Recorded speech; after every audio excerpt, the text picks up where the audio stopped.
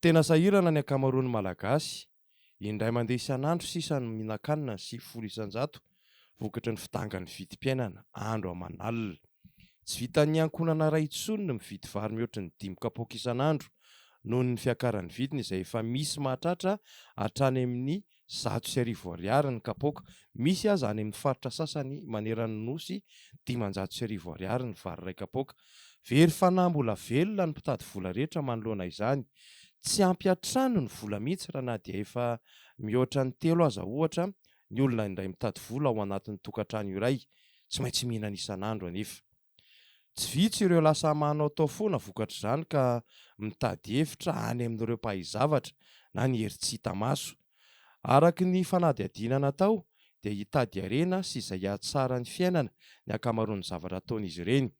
Tsy latsaky ny 3 alina ariary anefa ny vola alohan'ny olona iray any am-piandohana raha manatona mpitaiza na dadarabe. Mbola hafa indray ny vola aloha raha mila zavatra.